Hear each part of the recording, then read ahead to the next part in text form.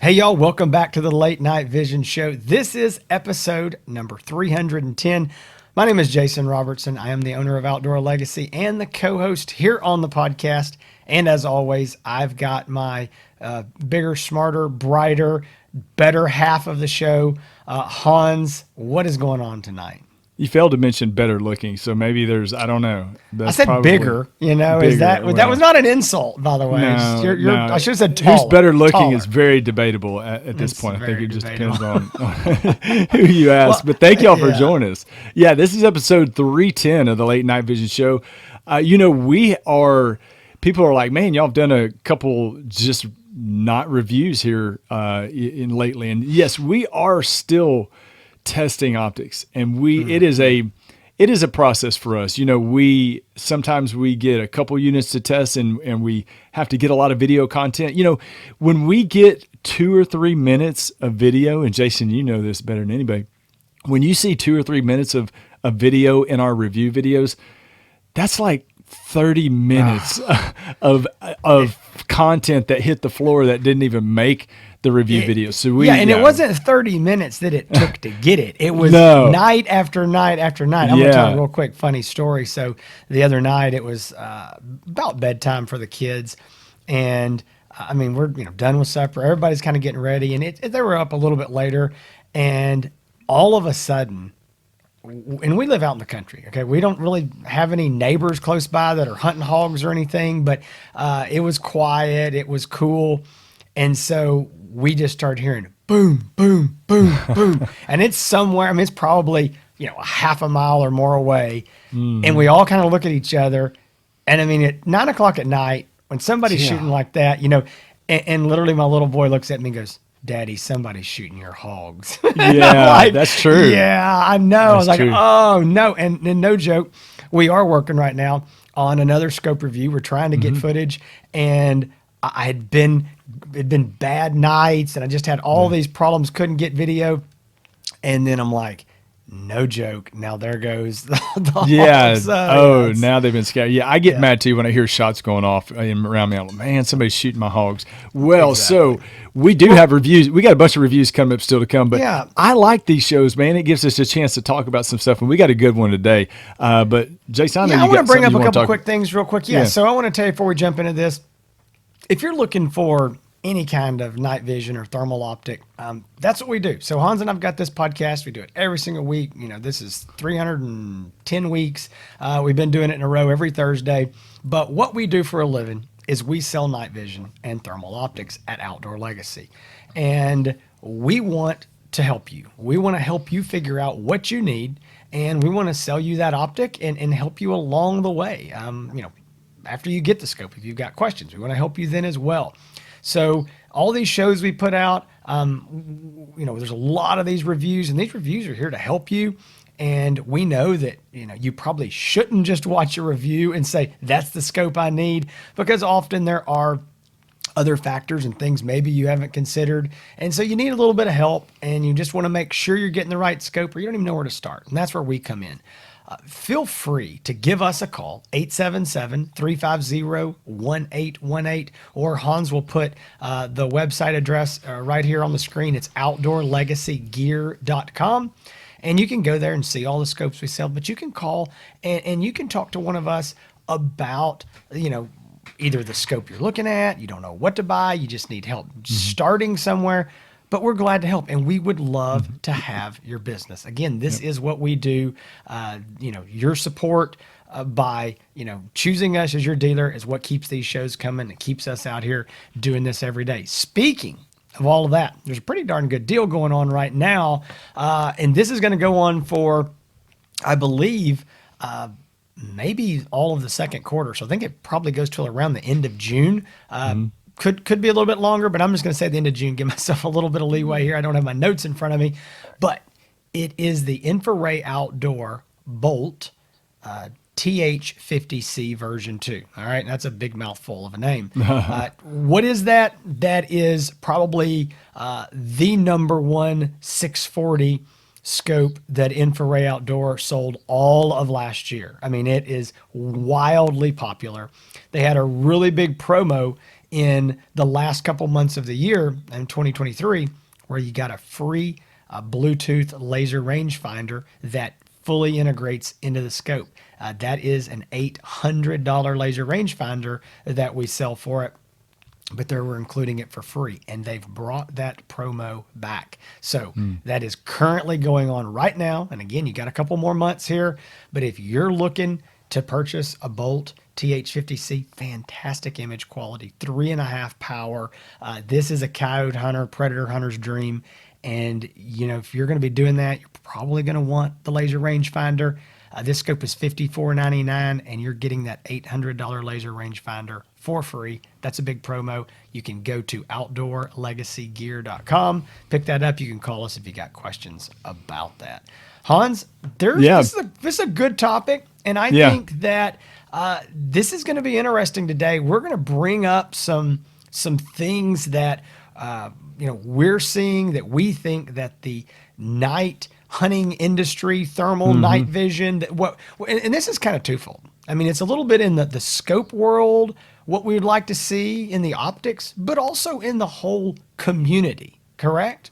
Yeah, and because I'm a great co-host, and because I want to make sure that this show is as professional as possible, and we deliver all the accurate news. That sale ends on June 28th. I was looking that up while we were talking. June 28th is when that promotion ends. So I am glad that after 310 episodes, you've decided to become accurate and professional. I mean, that's a lot in one episode. Exactly. And if I would have done what you did, and you kind of guessed in the correct ballpark, you said the end of June. If I would have guessed, I would have been like 2 months off. No joke. I wouldn't have been close. I would not have been even in the ballpark. Yes, we have. So, what we're talking about today, and you've probably already seen the title, What the Night Hunting Industry Needs. And this is basically a culmination of several of Jason and I's phone calls that we've had over the last several years. So what we do, we talk a lot on the phone, and it's about business stuff, personal stuff, whatever, a lot about the industry, and a lot of it's, about the positive stuff and some of the stuff that we would like to see changed. And some of these are things that we've talked about in the past, like, man, it'd be nice randomly in a phone conversation, man, it'd be nice if we had this or we had that, And so this is kind of some highlights from several phone calls over several years, as far as what if we had a magic wand, if we had something that, we could make it happen. If we could dictate what the night hunting industry needed, these are some of the places that we would start. I'm going to let Jason kick it off. We've got a list of 3 or 4 here that we're going to go through very quickly. I say very quickly, but as quick as we can. Which is not going to be quick enough. But Jason, what does the night hunting industry need? I think this is the biggest one. I think you're supposed to debatable, but go ahead. To end with the big one. I think this is the big one. I think we're starting with a bang and it's going to fizzle from here. No, I'm kidding. I'm teasing. All right, so I'm sure Hans has got lots of brilliant things to say. So this is something that we see not only from a dealer's perspective, which we could complain about this and it's inside baseball and what do you care? But this is something that we see as a problem for you as the end user, okay? We hear this complaint. A lot of people don't complain about it, but not saying the words, but they are. And that is, and this is by the way, this is a new problem in the last, I'm going to say 5 years, okay? Right. There are too many optic models. And I'm not going to pick on one manufacturer. I'm going to take a very broad brush, and I'm going to say of the top big thermal manufacturers that we talk about on this show, most of them have too many models. And if they're watching this right now, they're not surprised to hear me say this, because I've told them face to face, every single one of them, and the problem is getting worse. And and you go, well, wait a minute. What, too many models? I mean, what do I care if, this brand has 8 models instead of 6? Isn't that better? I have more choices. Well, number one, it's just more confusion. Okay. There's more confusion for you when you're trying to pick a scope out. And a lot of times we even get to the point where brands are coming out with scopes that compete with another scope. So they don't discontinue the old model, and they're competing.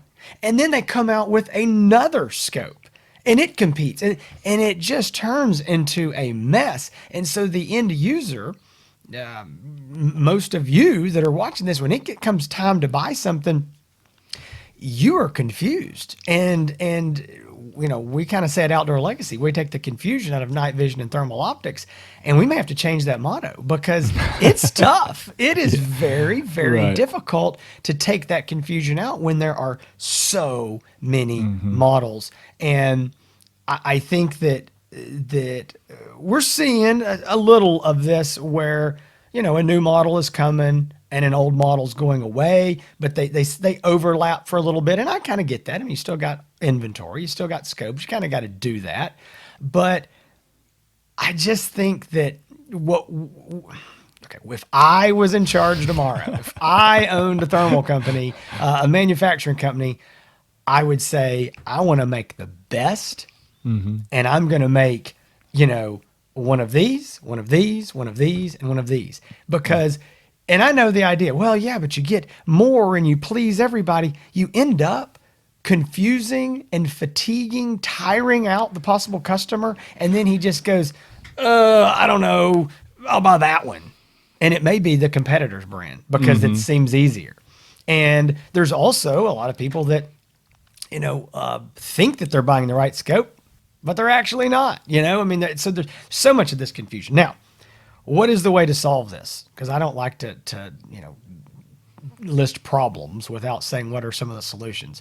I think the solutions are to spend more time on one specific model and say, okay, these are going to be our next scope, our next three scopes. How do we make them the best they can be? And instead of saying, what's our next 10 scopes? What are our next, whatever, 1, 2, 3, 4. And I know this is going to take some time because this is a price point issue. I know that we don't want prices to go up and them to get rid of cheaper stuff. I know, and that's not going to happen. Trust me. The market is definitely moving down in price right now. But as that happens, and as this technology becomes more affordable, what I want to see is two things. The first one, I think we're going to see sooner. And I think that is a laser rangefinder in every optic. Now, I want to be very clear. I know immediately there's this hiss. I don't need a laser rangefinder. Guess what? I don't either. I don't use a laser rangefinder. Have zero need for a laser rangefinder for the way that I personally hunt. But I want laser rangefinders to become like radios and air conditionings in trucks. You just get it. To be honest with you, I have not turned the radio on in my truck in months. I don't listen to the radio. I just don't. I'm normally on the phone when I'm in the truck, or I'm sitting there sometimes just in silence thinking because it's the only silence I get. So I don't need that. My truck's old enough that it's still got a CD player in it. I don't need that. But those things come in there. They didn't used to. I remember as a kid, this truck's got air conditioning. It's got, electric windows. It's got floor mats. This is all a big deal. But eventually, it becomes standard. And that's what I want to see with laser rangefinders. That way, we don't have to have scope A, non-laser rangefinder, scope B, laser rangefinder. I want it to get to the point where they're all in one, and we've consolidated, and now there's just one scope. Again, I know if you don't need the laser rangefinder, you don't want to pay more for it, but I want it to come to that point. The next thing, and I want to give kudos to Infiray Outdoor and to AGM because both of these companies have done this already. And so I'm out here tipping my hat to them and saying, good job, let's keep going with it. And that is this, whether you want to call it dual field of view or dual base magnification, where you essentially have two lenses and you have two different magnifications. Just recently, we reviewed the brand new AGM Clarion 384 and the 640. And so, for instance, the 384 version goes from a 2-power base magnification, and you twist a little ring up here like a focus ring, but you twist that and it rolls in a different lens and it goes to 4-power. You lose zero image quality because it's done with lenses, done optically. Now I have a 2-power scope and a 4-power scope. Again, the same thing. Infraray's got a scope like this. AGM's got the 640. I want this to take off. This way, instead of having a 2-power and a 3-power and a 4-power, we have one. We have one scope and put a laser rangefinder with it. And man, you've got you got one scope that does. And again, guys, I understand.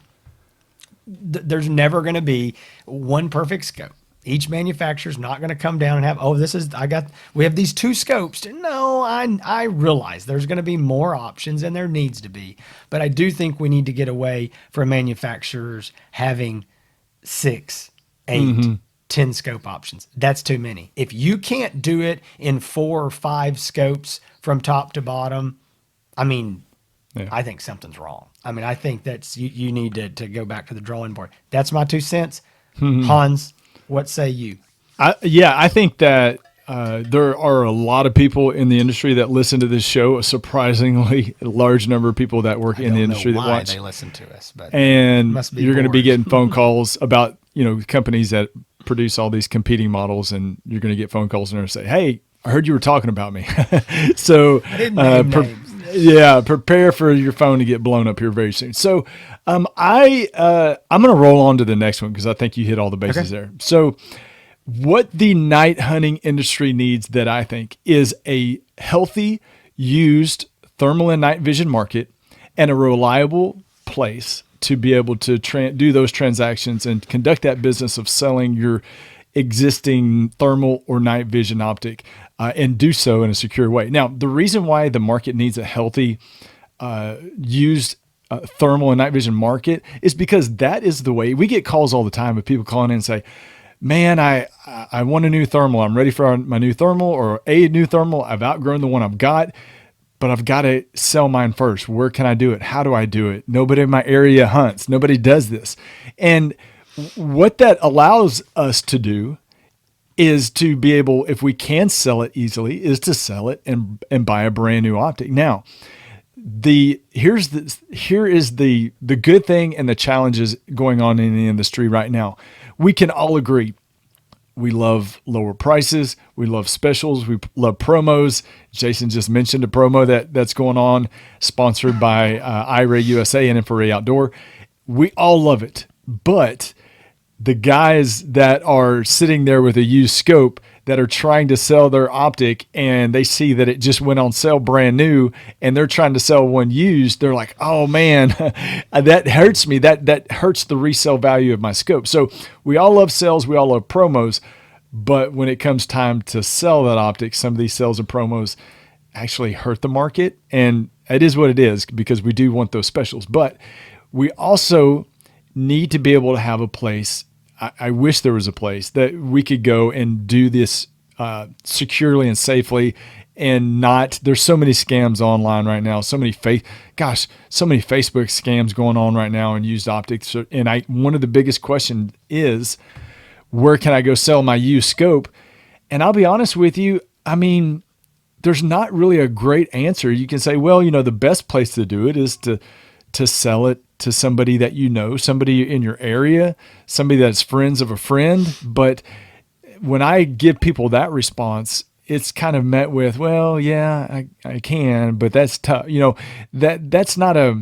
That's probably the best and securest option, but probably for them, it's not the best option. They want an easier transaction. And when you tell them Facebook or a Facebook forum or something, you get kind of met with, "Oh man, yeah, but I don't want to do that." So I wish, Jason, there was a way to do that where it was more secure and safe, and that these scopes were retaining more value like they did just a few years ago. You know what I mean? They did. And I think that there's 2 things here. And I don't mean this in any negative way whatsoever. If it comes across that way, I'm sorry. It's work to sell your scope, but it's work to sell anything. Yeah. I can't tell you the amount of stuff that my wife hauls off to the, whatever the women's shelter resale shop, or the Goodwill type places where you go donate your stuff. And some of this stuff is good. Some of this stuff is good stuff. and we donate it, not because we just have these great big hearts, which maybe that's part of it, but it's because I'm lazy and I know what it's going to take to sell it. I'm going to have to take pictures of whatever this item is. I'm going to have to go put it on Facebook, or I'm going to have to go put it on eBay, or I'm going to have to go put it on a classified or Craigslist or wherever it is. And then I'm going to have to, so I'm lazy. I admit it. It's work to sell something. We don't want to do that. And I think that the problem with where these thermals are right now is that they're, again, 3, 4, 5, 6 years ago, all the way back, you could sell your scope for a very, very high percentage of what you paid for it. I mean, it was not uncommon to sell for 80% of retail value if you'd used your scope for a year. So those days are gone, and they're not going to come back. I'm just be the bearer of bad news. And it's because there's now so many people that have bought these optics. This market has grown, and there's so many people that want to buy another scope. They want to get rid of this one. So the market, when I say it's flooded, what I mean is it's not like, oh, people are getting out of thermal. Like, no, I want to go buy another one, so I got to sell this one, and it's electronic. So there is a turnover. There is a constant turnover. And you're wanting to get the newest, and you're wanting to get the latest and the best one. But I think what's going to have to happen, and this is, I don't say this because this is good for us. It's actually not. But people are going to have to come to the realization that when they buy this, it's like buying a computer, a TV, or a cell phone, any other electronic item. And when you go to get rid of it in maybe 6 months, a year, it might only be worth half of what you paid for it. Yeah. And when you wait 2 or 3 years, well, nowadays with everybody's got 5-year warranties, which is amazing. So that helps you sell. That helps a lot. It used to be 3 years.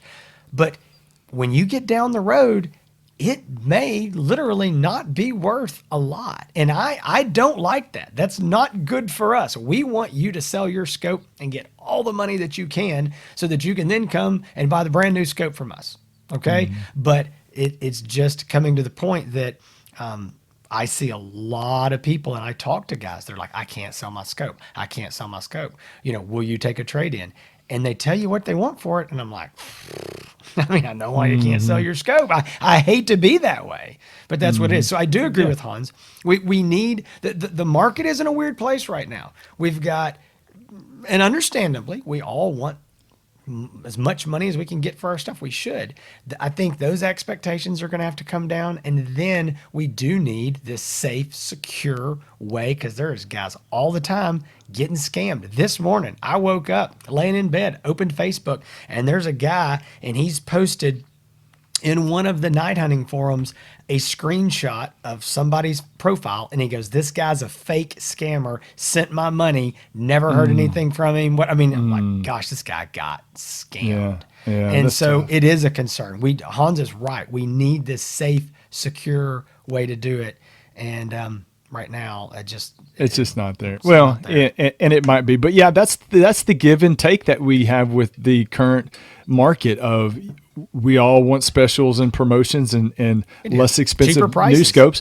But when we do that, we have to know on the back end that when we go to try to resell it, we're not going to get as much. The resale value is not going to be as much. So, I think people would say, hey, that's a fair trade, understandably. We're getting stuff for $2,500 now that was $5,000. Exactly. But just know that whenever you try to list that thing, that, hey, that resale value is not going to be near as much as it was a few years ago, but there's a lot more people that have scopes now that didn't before, that we're looking. But anyway, okay. Yes, Hans, this next one's going to be shorter. I think this is something that is one of these things that is probably never going to happen because it involves the government. And if there's one thing we know about the government, they're really good at inefficiency. If there was anybody who was the most efficient at being inefficient, it's the government. And here's what we get these questions all the time. And it is, hey, I want to buy this scope, or I just bought this scope, or I'm looking to buy this scope, or whatever. And I live in XYZ state. And I want to know, can I do PDQ with this scope? Whatever that is. Can I, hunt in the daylight with it? Can I hunt deer with it?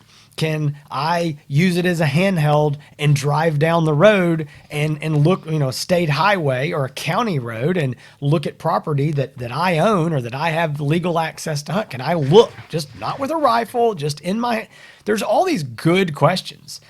And the problem is that because this is technology and it is newer in the sense of, 10 years ago, this was a very early emerging market. It's really become mainstream in the last, 3 to 5 years. And so the question logically is good law abiding citizens want to know what they can legally and do and not do with their optics. And the problem is that some of these laws are very vague, poorly written. Some of them were written in times really before night vision and thermal were really much of a thing. Some of these laws are 20, 30 years old. They don't really work now. And so there's a lot of confusion. And then we go a step further and I tell guys this, and it's not a good answer, but it's, well, call your game warden and see what he says. Well, the problem is that, I had a guy 2 weeks ago and he said he had a very easy, legitimate question. And he called the game warden, local game warden, said the guy was real nice. And he goes, I honestly don't know either, but you ought to be okay. But I don't know. He could not, he's not saying, I guarantee you're not getting a ticket. He's like, I don't know, but you ought to be. That sounds reasonable. That's not good. And so I know a lot of game laws, in my opinion, are probably intentionally written this way. You think? Yeah. I think. So anyway, I just think that's something that, again, there's not one finger to point. I think it's at most states, we probably all need. Texas is pretty darn wide open, but there's still, then you need to make sure, I think every state, that the rules are clear, that they're concise, and that people understand them. Because again, we're not talking about guys that are illegal night hunters, road hunters, killing deer. These are people that are good, honest, tax-paying citizens that law abiding. They just need to know what the law says. And I think right now there's a lot of confusion in a lot of states and areas about what's legal and not. Yeah, I think the laws are still changing in some areas. You said, it's still new-ish. And I think that the state governments are trying to still figure all this out and figure out what they're going to do. It kind of leaves the hunters in this limbo of okay, is what's legal, what's not legal. And everybody, I do not know one night hunter that wants to intentionally break the law. And there are people out there that are breaking the laws because they're unclear or there's gray areas, sometimes intentional. But at the same time, most people do want to follow the laws and the restrictions. We just need to know what the rules are. And that leads into our last thing that the night vision or night hunting industry needs. And you and I have talked about this for a long time.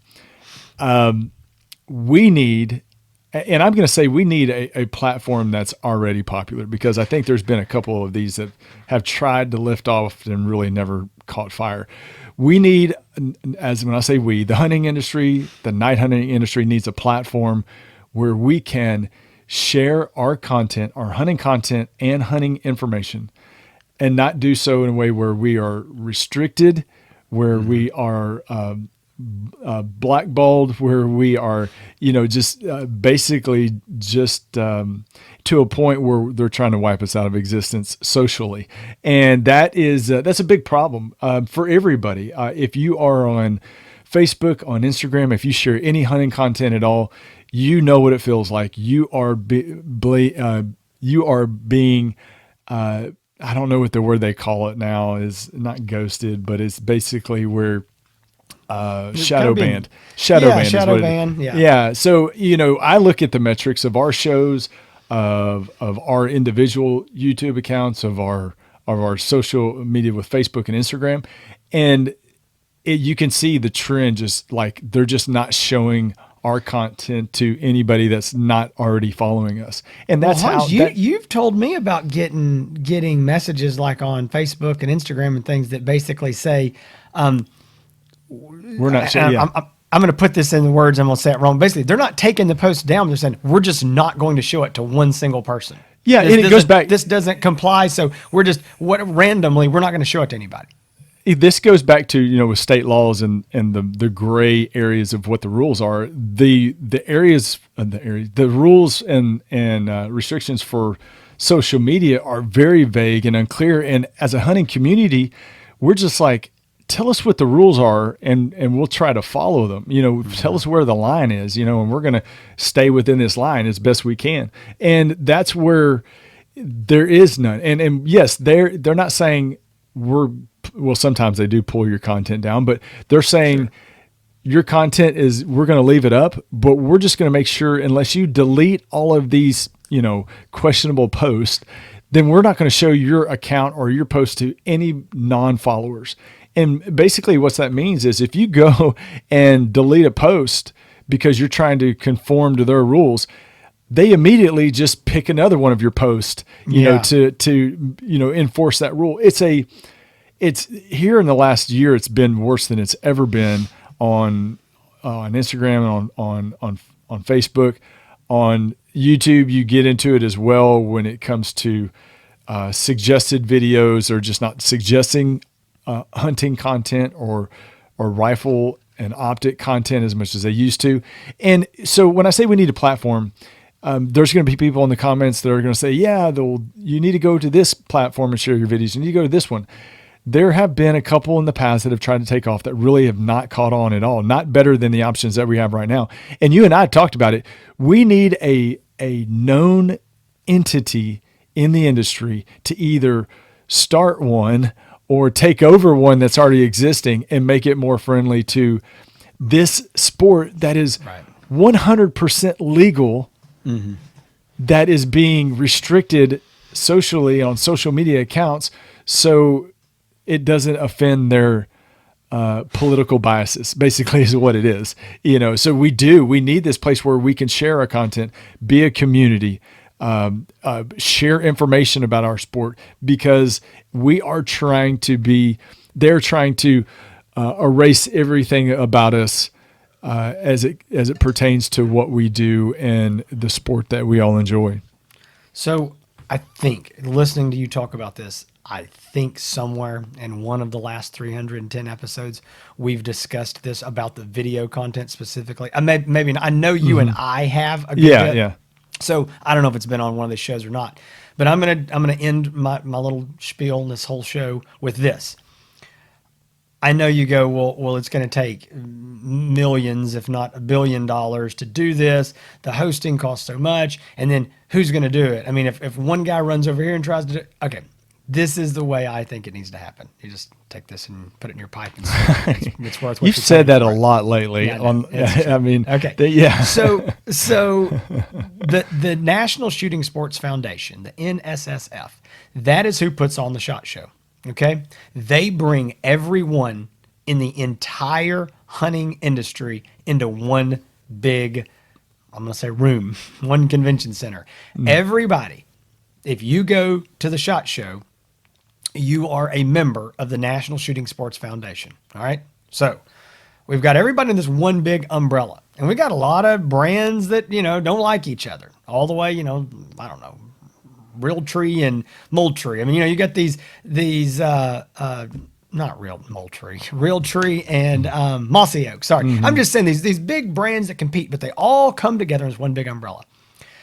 I think somebody like the National Shooting Sports Foundation needs to be the one to charge this. And yes, it's going to be for profit, and somebody's going to make a whole bunch of money, but it can't be one brand doing it. Okay, because then this other brand's not going to get behind. But if we could all get behind one big company, it's going to take money. It's going to take pumping money in. But I think if we start at the biggest brands, and not just in the thermal world, I'm talking hunting. Just think guns, ammo, camo, all that, all the way down to the little bitty guys. I mean, in the small mom and pop dealers like us, literally, I will write a check. I will write a pretty big check if I knew that this was going to build this platform that was going to be overseen by, one big neutral party, I would say, to create this platform that, yes, hunters need. And this is, again, not just about night hunting. This is about hunting and shooting. I mean, really, not even killing anything, shooting. There's guys getting their YouTube channels and stuff pulled down, just shooting guns, you know? And so I think that's a very, very big deal. I don't know that it'll ever happen. Unfortunately, the tech world is, controlled mostly by more liberal people, unfortunately. So I think it would be difficult for it to ever happen, but I would love to. Hans, I think that's a big one.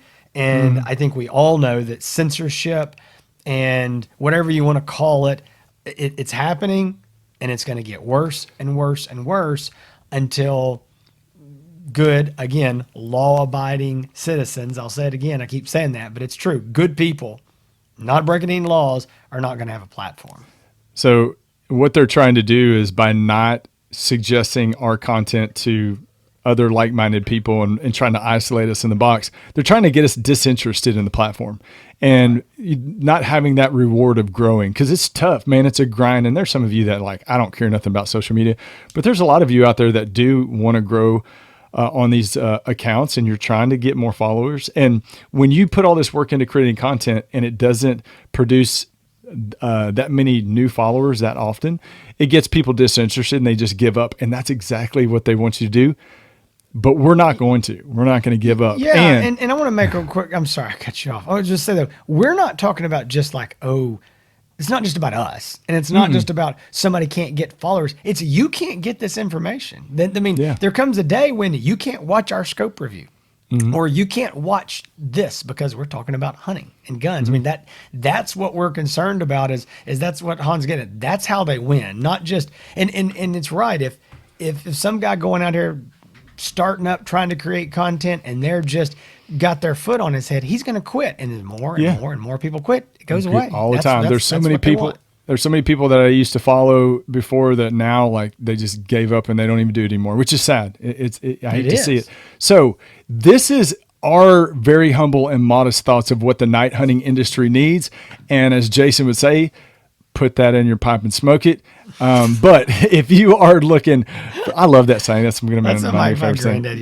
Yeah. So if y'all are looking for a brand new night vision or thermal optic, we would love to help you. The best way to decide on what you need is to talk to people that use this stuff, and not just one brand or two brands, but people that have experience with a lot of different brands and that go back many years, because there's been a lot of talking about us. That's crazy. Maybe. Wow. Maybe. But we would love to talk to you and be part of that process if you buying a brand new optic. So you can give us a call, 877-350-1818, outdoorlegacygear.com. So many of you call us. So many of you watch the show. They say they love the show.